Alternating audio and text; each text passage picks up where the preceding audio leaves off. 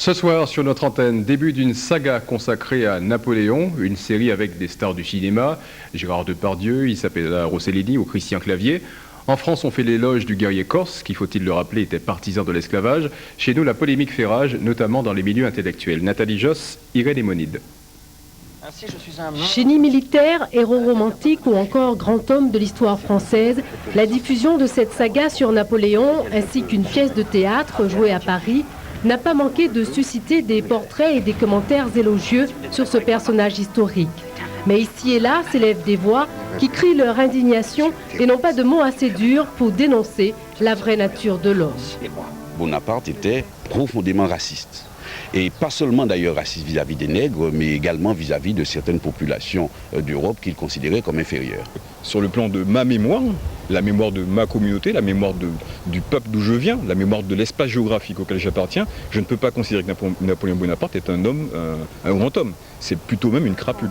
Car c'est bien Napoléon Bonaparte et ses conseillers qui, le 20 mai 1802, édictent un décret rétablissant l'esclavage dans les colonies françaises.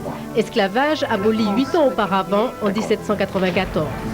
Ce décret de mai 1802 intervient et dit deux choses essentiellement. Premièrement, dans les colonies où l'esclavage a été maintenu, notamment c'est singulièrement la Martinique, l'esclavage sera toujours maintenu. Deuxièmement, la traite des nègres est rétablie selon le régime antérieur à 1789, ce qui veut dire qu'on retourne à une politique de subvention de la traite négrière.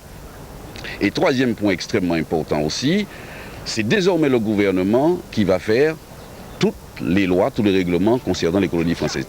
Bonaparte était très lié au lobby colonial, noble, planteur, négociant, s'estimant lésé par cette abolition. Il y a des liens très forts entre Bonaparte et ces gens. Pas seulement parce qu'il y a Joséphine, comme on le dit parfois, elle a pu jouer un rôle, mais je crois que fondamentalement, ce n'est pas Joséphine qui aurait eu suffisamment de poids pour dicter à Bonaparte sa politique. En revanche, quand on considère le choix des gens, des ministres notamment de Bonaparte, on constate qu'il y a autour de lui des gens qui sont des esclavagistes notoires.